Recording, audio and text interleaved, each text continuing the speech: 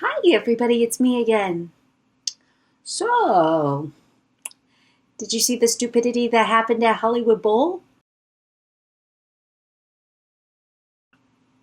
Yep, that's what we will be talking about tonight. But in addition to talking about the Cynthia Erivo eye roll performance at Hollywood Bowl, we're going to also talk about the actual musical and what I think of it because, well, I had actually been meaning to talk about Jesus Christ Superstar, but never really found an occasion to do it, not really sure how to do it, and well, the last three videos of me making the Snow White review actually kind of helped me get better with making videos. So,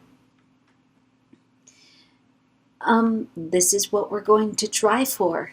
We are going to talk about Jesus Christ Superstar.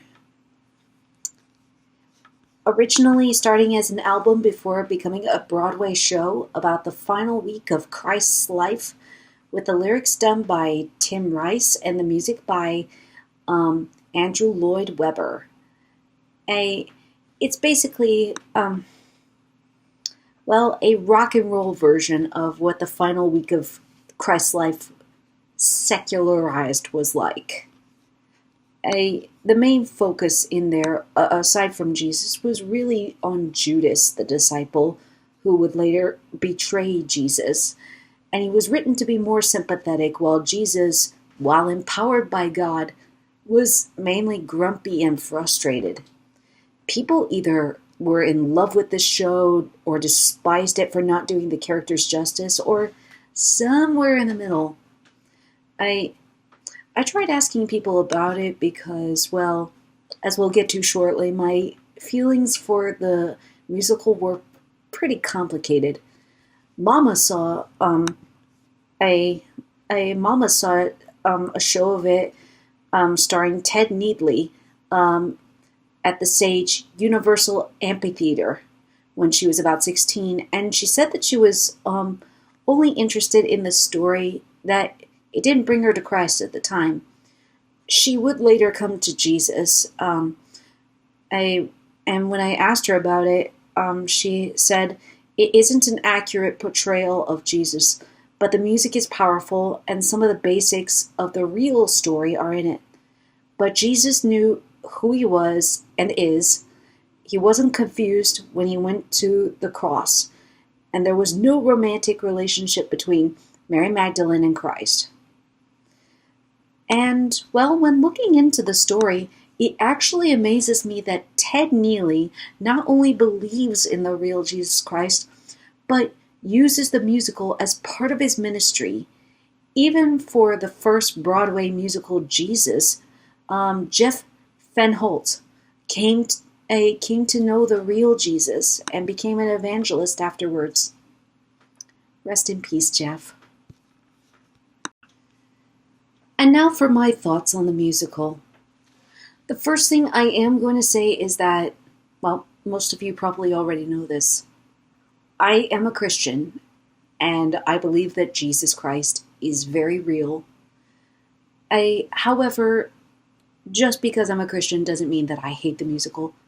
I personally don't even call it blasphemous, partly because that word has been overused, and usually for the wrong things, and also because they don't directly, Jesus in here doesn't directly say that he's not God.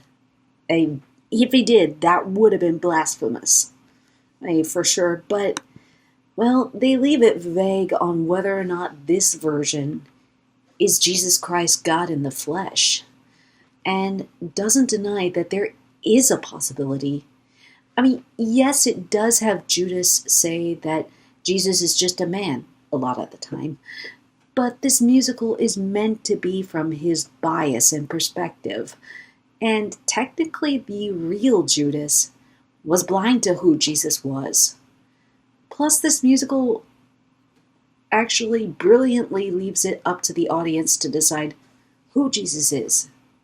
There's a lot of things that I love about this musical, one of the biggest, probably the biggest thing I love about this musical are the vocals.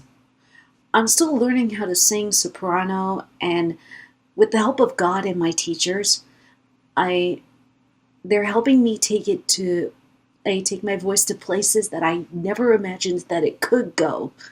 And I'm even cast in A Tale of Two Cities at Servant Stage, premiering on September. But these vocals, the actors who played Jesus and Judas are amazing. They have to hit that falsetto to G5,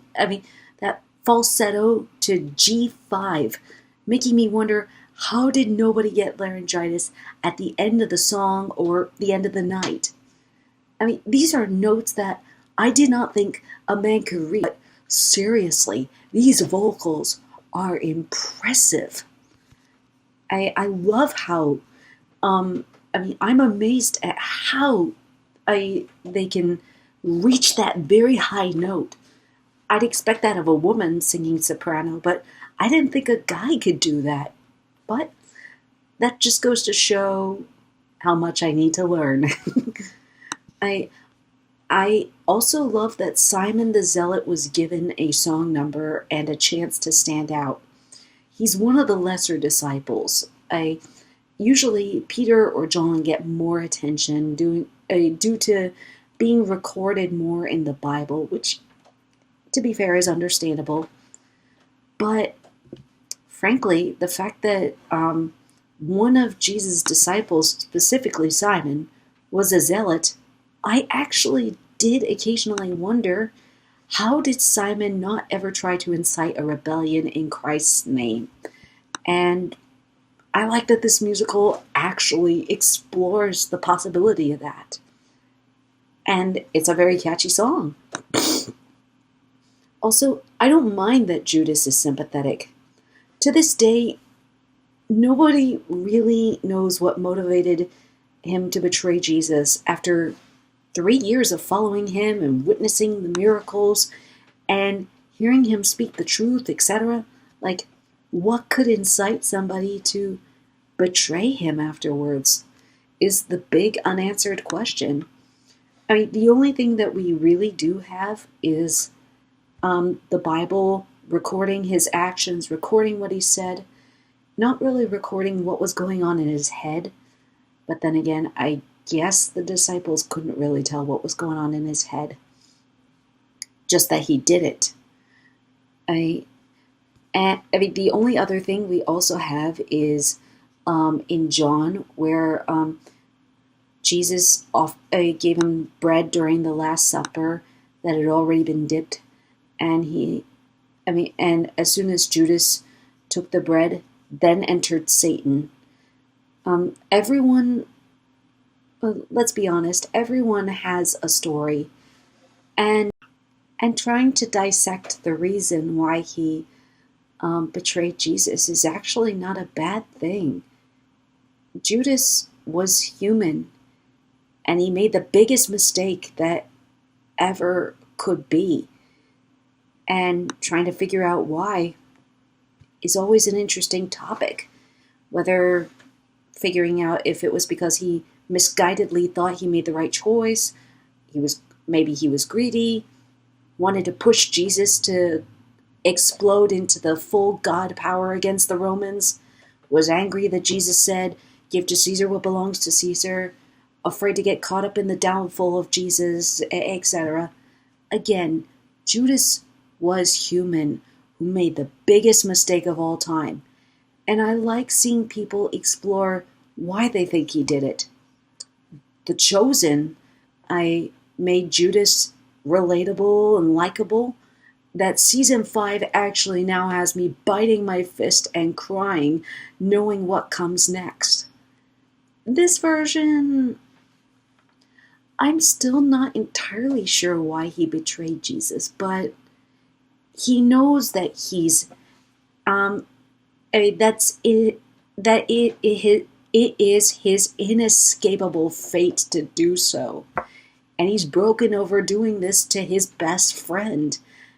And beyond the grave, he demands to know why Jesus did not come centuries later instead of, well, technically 32 AD. The songs are fun and catchy.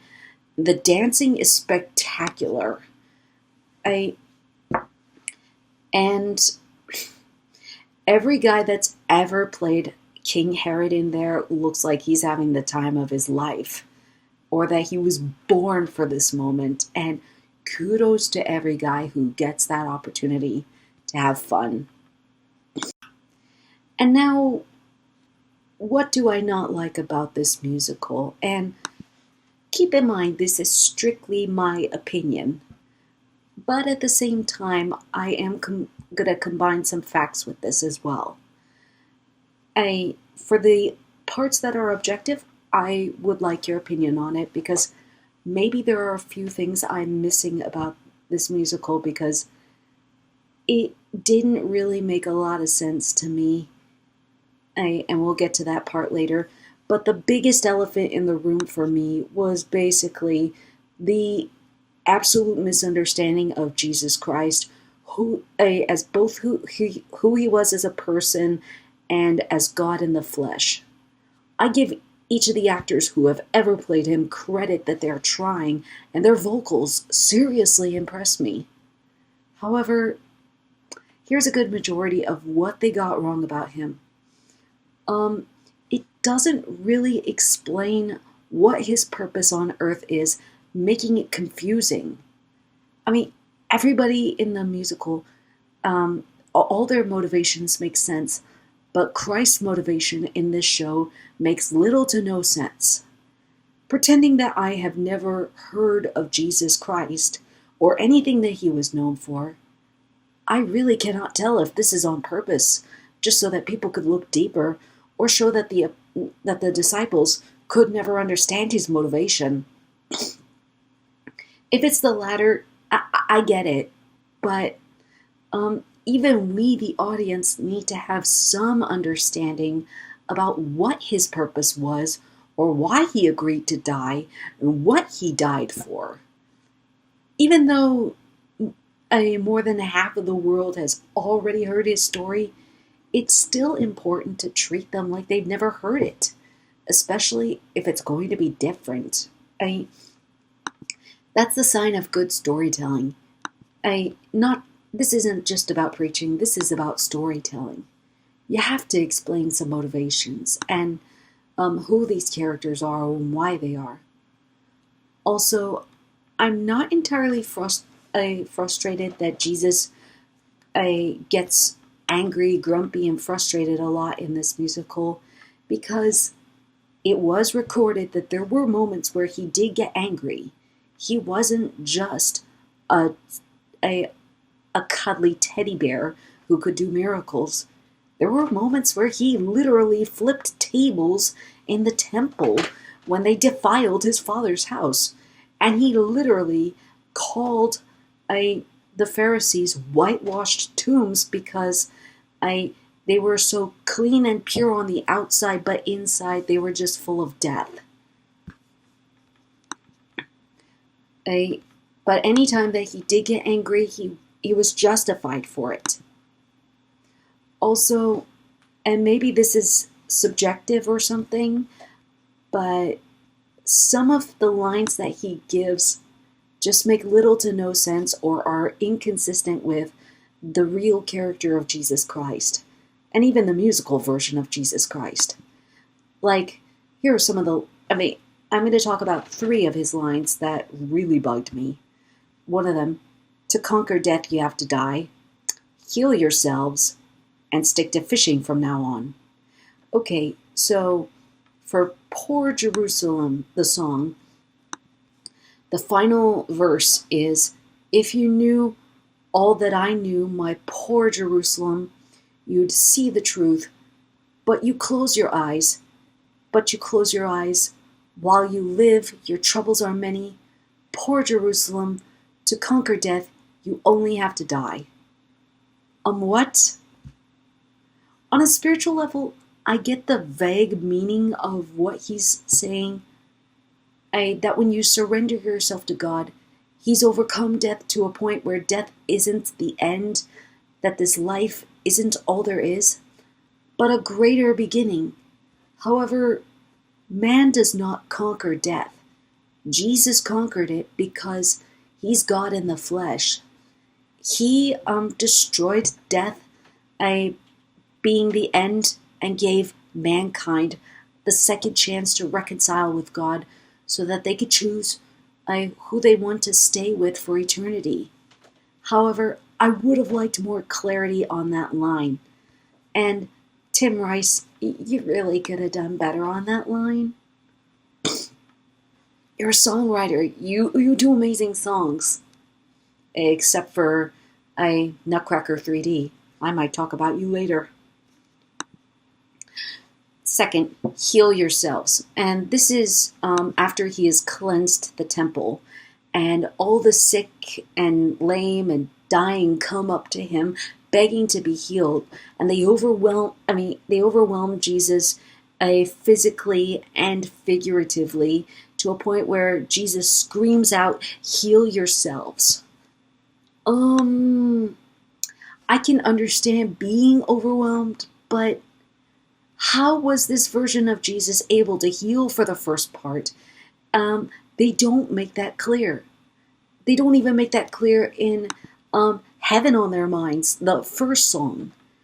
They don't establish who this character is. Even the prophets like Elijah didn't heal without God's consent or help. Is that what Jesus had? That is not made clear in this musical. Even if Jesus had been overwhelmed, He would have not asked people to heal themselves of diseases they couldn't cure, like leprosy, being mute, cripple, blind, etc. These were diseases nobody could find cures for. And yes, He did actually physically heal them. Maybe not all of them. I don't know if this is what it's trying to make clear, but seriously, Jesus would not have said, "Heal yourselves." That's the lazy way out. And finally, the third line. And this is at the moment where Jesus is being arrested, and the disciples start singing, "Hang on, Lord, we're going to fight for you. Hang on, Lord, we're going to fight for you." And Jesus yells out to Peter, "Put away your swords. Don't you know that it's all over? It was nice, but now it's gone. Why are you obsessed with fighting? Stick to fishing from now on." That line really egged me on even when I first saw that. Why? Two problems with it. First one, so 3 years of ministry was in vain? Is that what Jesus is trying to make clear? If this ministry was supposed to take off after His death, like He foresaw in the song earlier, then why would He even say, "It was nice, but now it's gone"? Second, Jesus took Peter out of fishing in order to make him a fisher of men. But when Peter went back to fishing after the resurrection in John chapter 21, Jesus got him out of it again by giving him 196 fish after not catching anything all night. One of many things that is consistent in the Bible is that whenever God called prophets or disciples, He did not drop them back to where He picked them up from, even if the message looked like it was going to be in vain. He helped them through it to the end, like he did with Moses, Jeremiah, Ezekiel, and yes, Peter and the other apostles. So, yeah, that line really egged me on, and it really was out of character, even for the musical version. Also, in this version, He did not heal. Also, the real Jesus did not heal people or call them for fame and glory. In the Gethsemane number, He demands to know of God what he has to gain from being killed. While Jesus did not want to die in the Bible, he was humble enough to take the cup of death, even if it meant giving, if it meant giving the world a second chance to reconcile with the Father. Even though he knew he would resurrect in 3 days, he did not want to suffer one of the most humiliating and painful deaths that ever existed, and all of this consisted of being whipped, carrying a heavy cross. I kind of even wonder if that cross was heavy enough to break his shoulder. Through the streets, being nailed to that same cross, and hung for 6 hours with the gravity pulling on his body, making his breathing more labored, slow, agonizing suffocation for all to watch.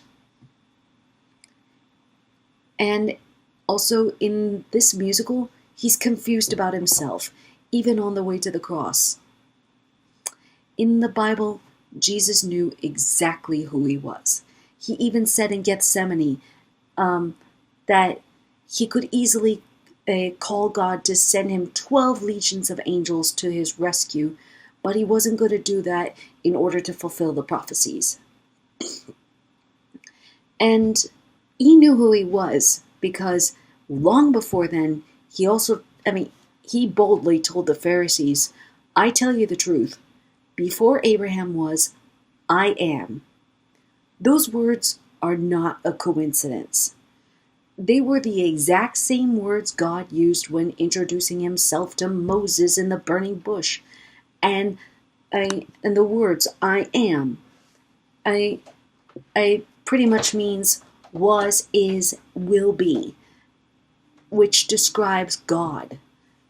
And the Pharisees knew this, and they were angry enough to try and kill him in that moment. They didn't, but they were angry enough to try.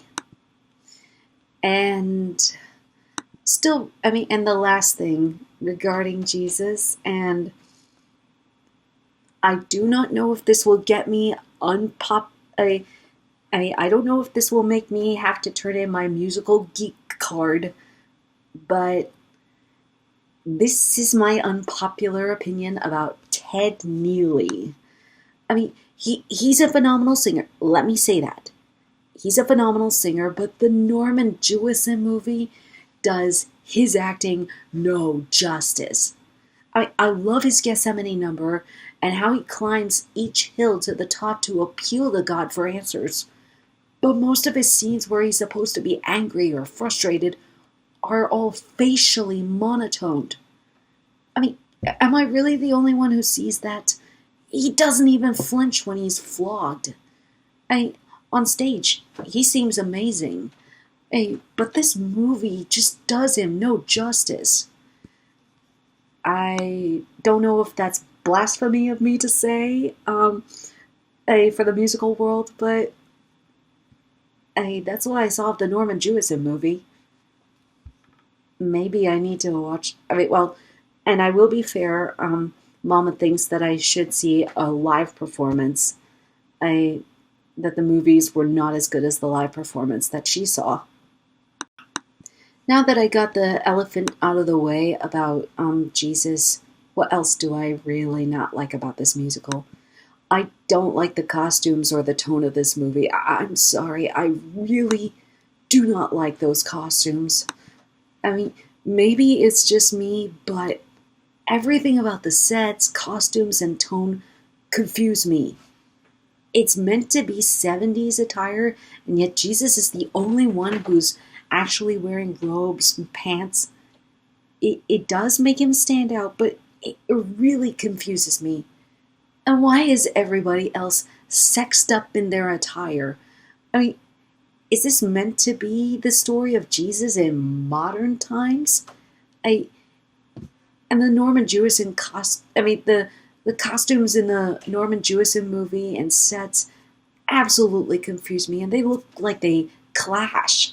Though I will say kudos to the director and everybody involved for filming on location in Israel. Kudos to you guys for that.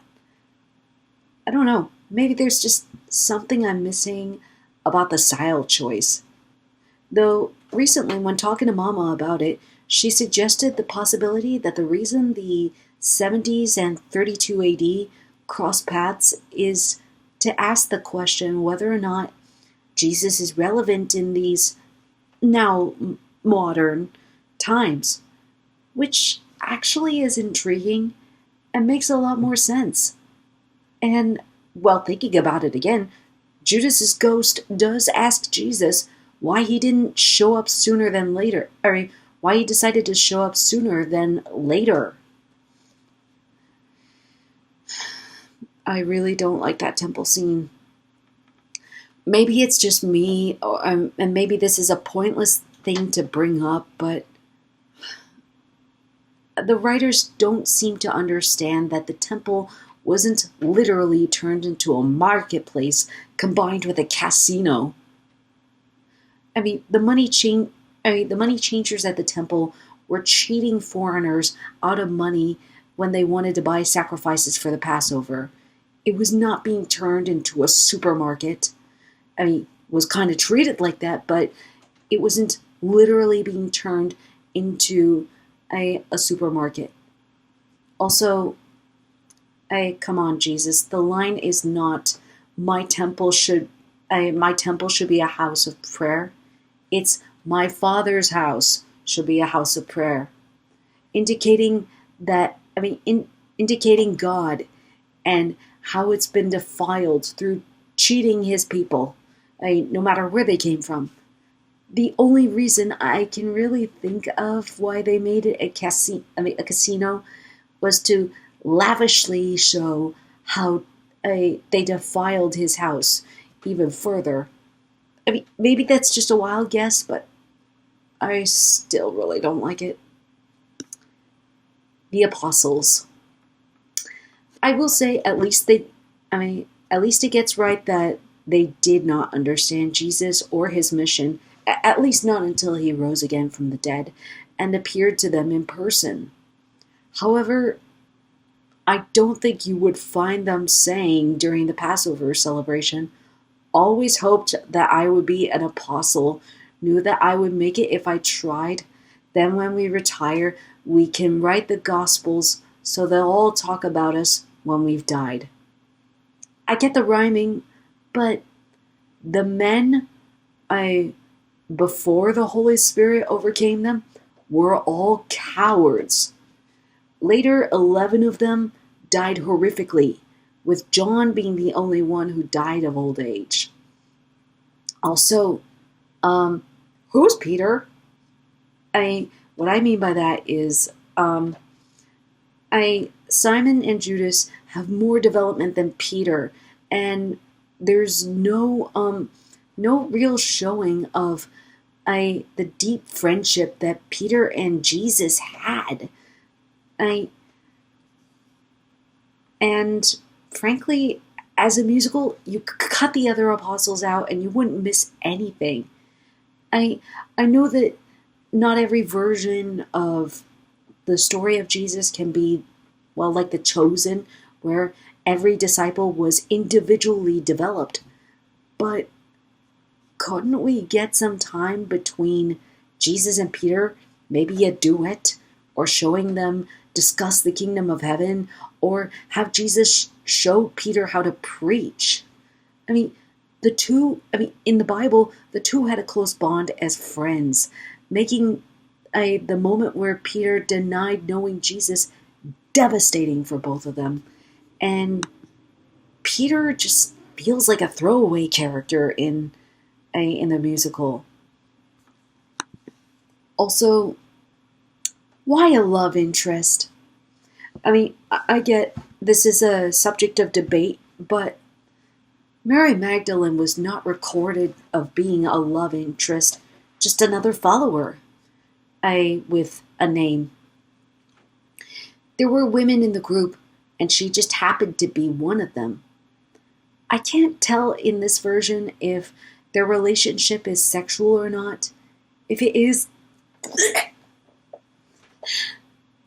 And it would have absolutely contradicted Jesus' teaching and lifestyle as he spoke against adultery, even elaborated on what counted for adultery, lived by the Ten Commandments, and and of course, one of them included no adultery. If they had a relationship like that in real life, they would have been married, which is not what the musical indicates. I will be fair, though, and say that I think that Mary Magdalene is written as an interesting character in this version, where she's redeemed from a sinful life but doesn't know what to make of Jesus Christ. I love the song. I never thought it would come to this, where she contemplates both her past and present. Also, on the one hand, I will say it does kind of bug me that she's the one who anoints Jesus and is admonished by Judas, when actually it was a different Mary who lived in Bethany. But again, but I will say, I'm forgiving of this because, as a musical and as a production, sometimes you just need to keep the cast condensed to just the key players. Otherwise, the musical would feel too crowded.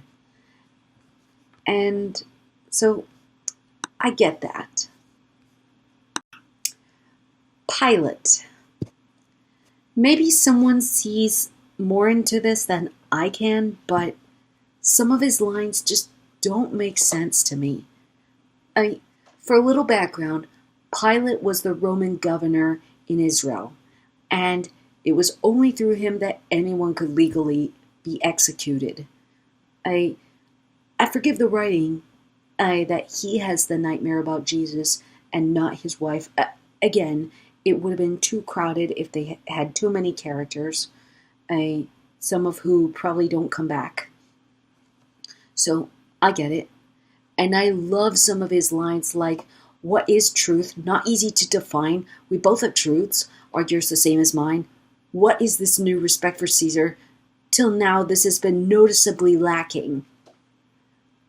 But it messes with him at the end of the trial song. In the Bible, he threatened Jesus to speak up, saying, "Don't you realize I have the power to release you or crucify you?" To which Jesus replied, "You would not have had power over me if it were not given to you from above." The main reason he handed Jesus over to be crucified was because he was politically backed into a corner. Even the background characters shouted it correctly. "Remember, Caesar, you have a duty to keep the peace. You'll be demoted. You'll be deported." Why would Pilate look to Jesus to save himself in what was essentially an unwinnable situation?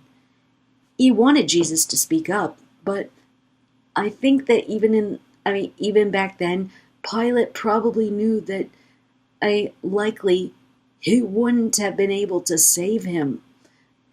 Even if he said that that Jesus could go, that he's not going to be crucified, or even just locked up in prison, it still would have incited a rebellion, and he was supposed to keep the peace with everybody at that time. And if he crucified Jesus, while it would have kept the Pharisees quiet, it wouldn't have kept all of his disciples quiet. So it was a lose-lose situation for Pilate politically. And of course, it was absolutely a lose-lose situation for Jesus. The only win he would have had is if he could just snap his fingers and get himself out of it, which he most definitely could. But the power was given. The power was given to Pilate in this case. Though I don't think Pilate really understood that. So why would he look at this, the helpless prisoner, and expect him to save himself? What would motivate him to shout at a prisoner unable to save himself in the musical, "Die if you want to, you misguided martyr"? Jesus in the musical didn't want to die and couldn't stop anything politically or by his fate. That moment just made no sense to me because, again, both of them were stuck in that unwinnable situation. And finally, this is a nitpick, but I have hated the title of the last score. For what reason was it literally called John 19:41? Which, by the way, looking it up, now in the place where he was crucified, there was a garden, and in the garden, a new tomb which no one had yet been laid.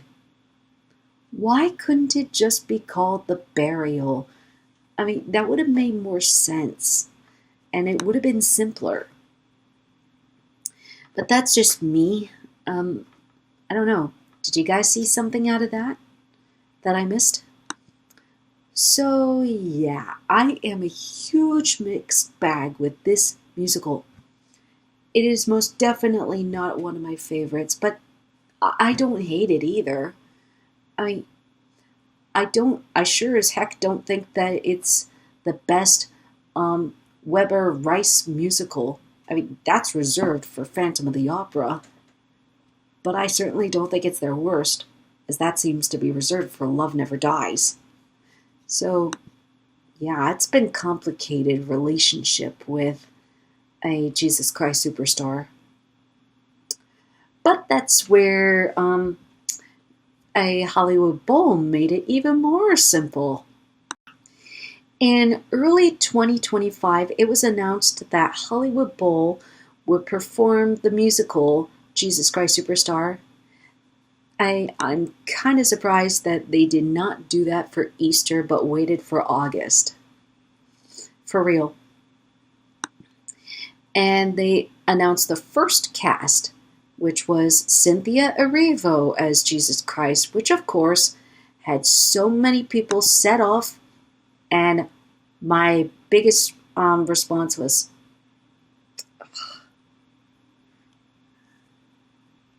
so what led me to have that reaction? What's wrong with Cynthia Erivo as Jesus Christ? Well, first of all, if you've seen my Wicked review, I have said she's a phenomenal singer. I love her performance as Elphaba, and I also love her as Harriet Tubman in the movie Harriet. And of course she could hit those falsetto notes like it was nothing. But frankly, she's the last person I would pick for that role. Why? First reason is pretty obvious. Jesus was male. In the Bible and in history, his gender is confirmed, as the Romans would have recorded their crucifixions, and in his lifetime he would have had to pay taxes. He didn't dodge that part. So yeah, he would have been registered. He wasn't a Roman citizen, but he was stuck under Rome's tyranny. So he would have had to submit in that way.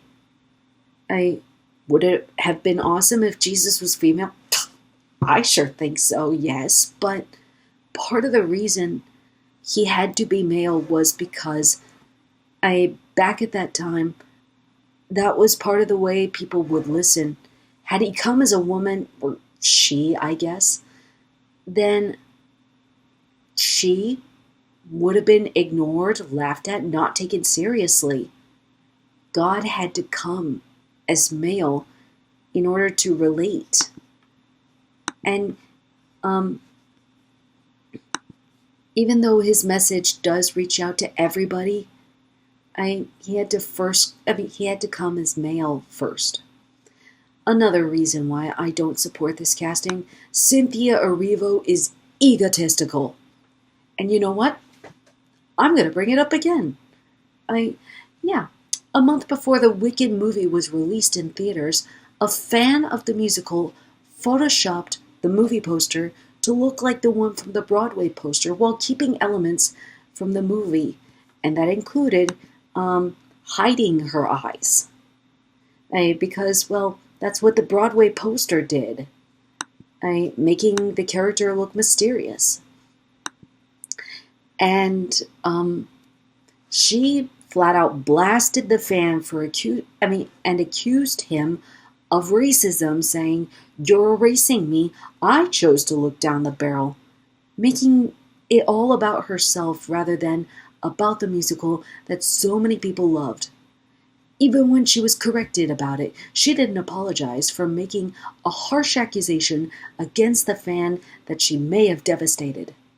Also, she literally laughed at the critics during the Billboard interview about when she was talking about playing Jesus Christ.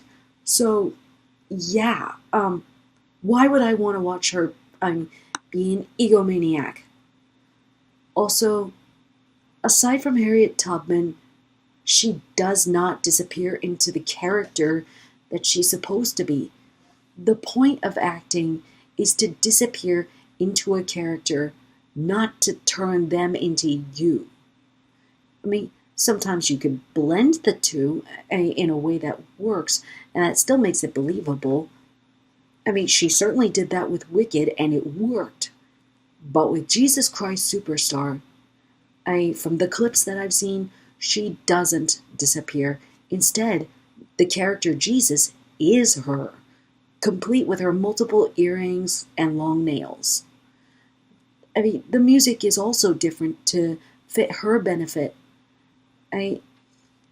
And when I listened to her sing Gethsemane, yeah, there is no doubt that she can sing it, but the character is supposed to sing like it's his last, and he's afraid that it's his last. I don't get that from her. She doesn't sound like she's on the verge of death for that song, but rather that she's singing for the sake of singing. I don't feel the character, just the singer. So yeah, that's one of my big problems with her. Those are some of my big problems with her. I read an article on Variety, where Adam Lambert, who plays Judas, and by the way does him amazingly, I will say that, is quoted saying that it's supposed to provoke and challenge. That's the point. And shouldn't the teachings of Jesus transcend gender? First of all, do you really care about Jesus? What do you really believe? And do you really think it does? Or are you just saying that for the sake of saying that? Also, Adam, how does this provoke and challenge? Could you be more specific about that? I will grant it that he was probably on the spot when saying that, and well, when you're on the spot and cameras are right on you, you probably can't think fully, which I get.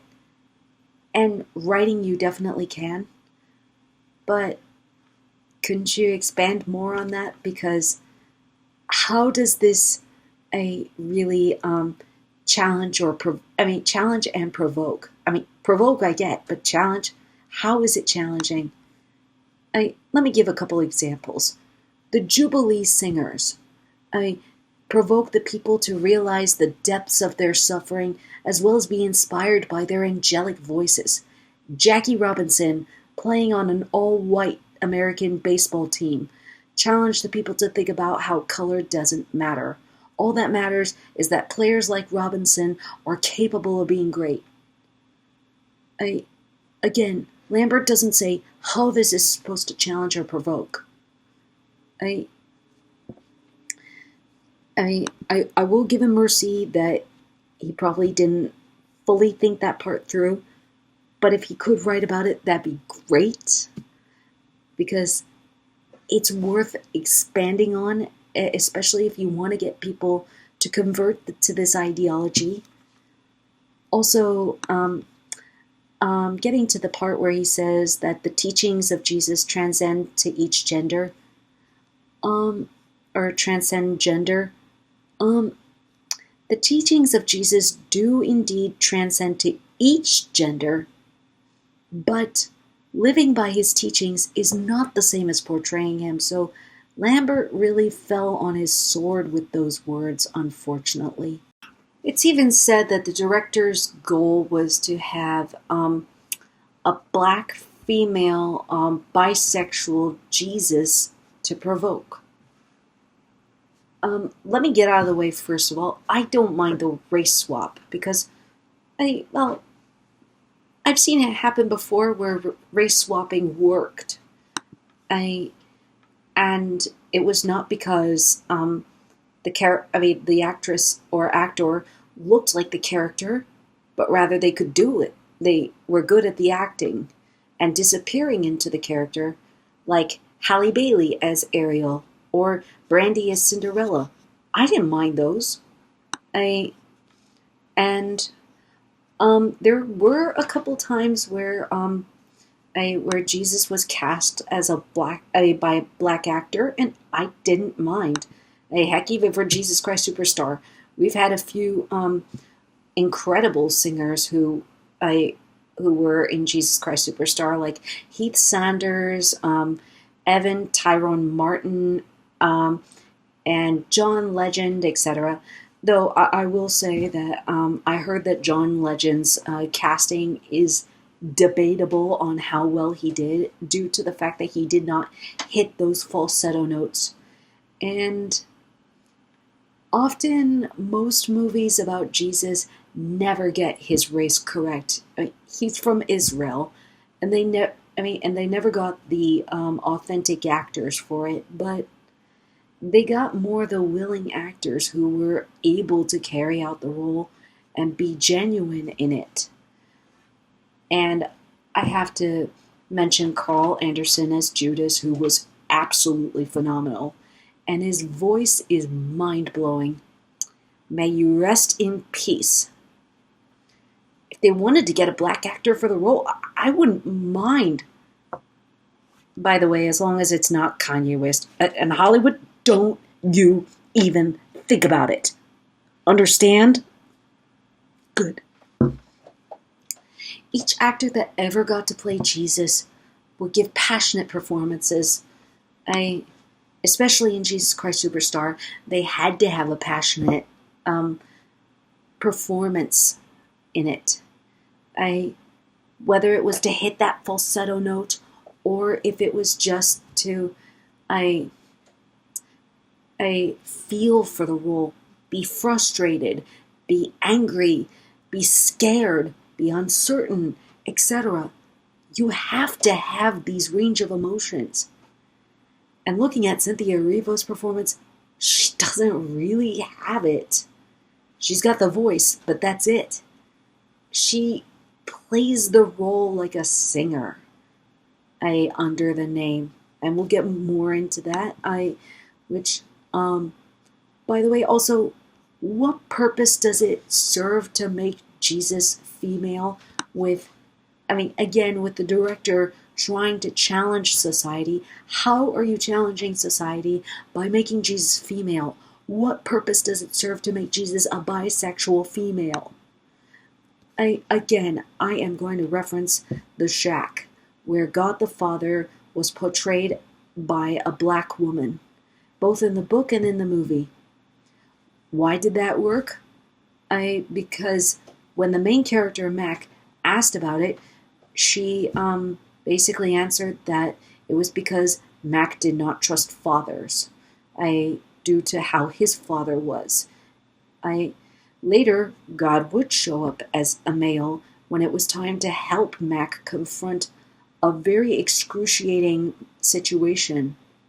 That served a point to the plot, and was a way to help Mac reconnect with God.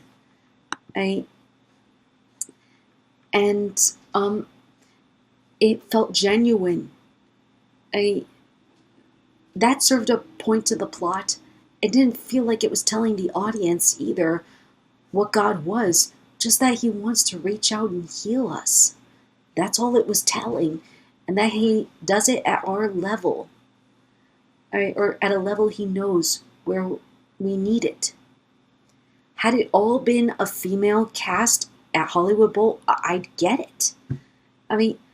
I even happened to play Jesus at church a couple times because, well, in our small groups, there weren't that many boys.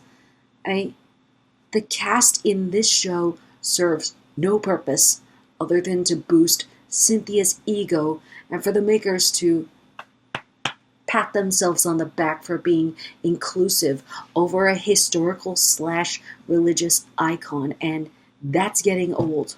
Which leads into the fact that Cynthia Erivo playing Jesus is now almost the same as casting Laverne Cox to play Snowball in Animal Farm, which is the same as casting Meryl Streep as Aslan. It's a gimmick now, and nothing short of a gimmick. And it almost looks like that every media that I am watching now is trying to be a soapbox rather than tell a story. I've already talked about how being a soapbox had hurt the Snow White remake. If you want to be a soapbox, Jesus Christ Superstar is the wrong musical to do it with. South Pacific and West Side Story were deliberately soapboxes for people to realize how wrong racism was. Cabaret made clear how dangerously easy it is to fall into tyrannical ideology. And even musicals that weren't deliberately soapboxes, but had amazing stories that people understood the themes and messages, like Fiddler on the Roof, explaining discrimination and oppression. Jesus Christ Superstar was not a soapbox, though it did have a brief minute of being an anti-violence moment. It just was a musical about a frustrated man during his final week. Flawed, yes, but it was not meant to be a soapbox. And I don't understand this part. They don't change any of the lines in this movie, or in this showing. I already think that Jesus Christ Superstar as a musical is inconsistent, but this is even more consistent.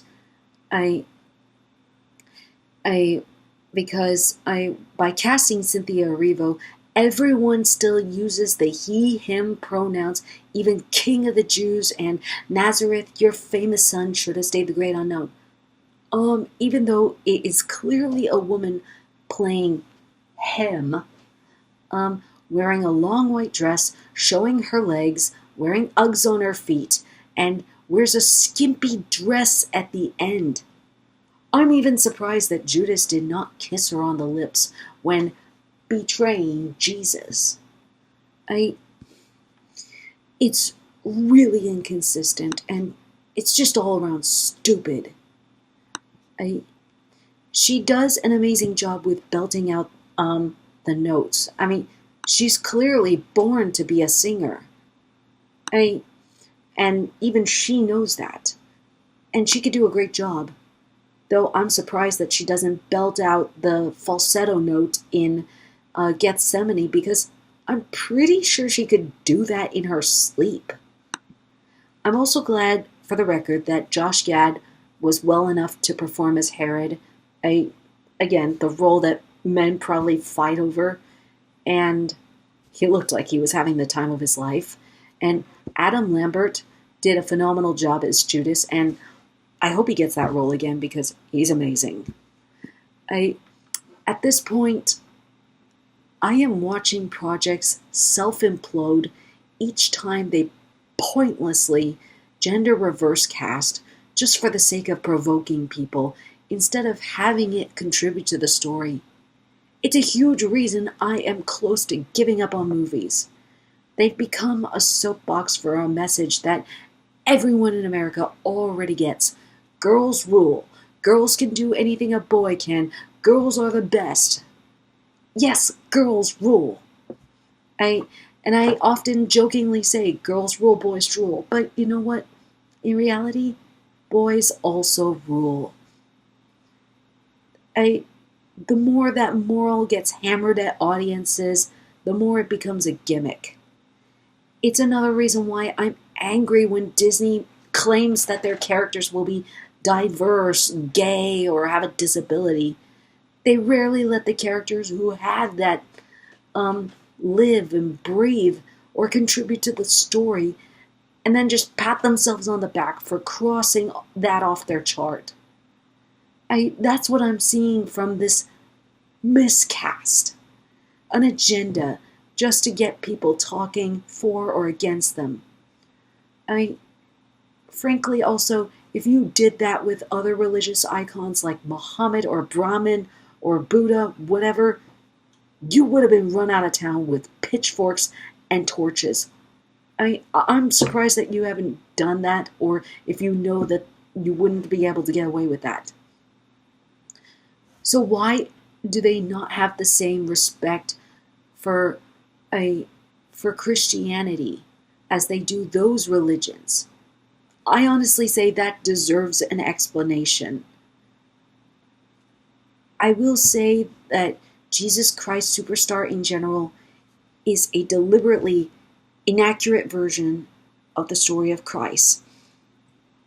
The series The Chosen does a superior job, and I may talk about that another time. But it still has me marvel at the male vocals that I didn't know was possible until watching this musical. And in a society that likes to tear each other apart, even boys need self-esteem too, whether they like to admit that or not. And to see guys do something seemingly impossible is just as important as doing it for the girls. I just don't go over the top with it. And this is what Hollywood Bold did. They ran over the top with it. And it's tragic to watch and disgusting. Give an example for boys to follow just as much. And don't just pander to girls either. Because that's all this is. This is pandering. There's nothing genuine about this miscast or a lot of the casting that has gone on with Animal Farm or the Narnia reboot. Really think about it, Hollywood. If you please think about it, I should say. And if you guys like this musical, Jesus Christ Superstar, I'm interested in knowing if there's something I've missed about the costumes and the sets, and especially if the stage version is better than the Norman Jewison movie. And hopefully, I'm hoping that I don't have to turn in my musical geek card for what I said about the movie. What do you guys think of Jesus Christ Superstar? You like it? Hate it? In between? Or is it complicated? I thank you for tuning in, and I'll see you next time.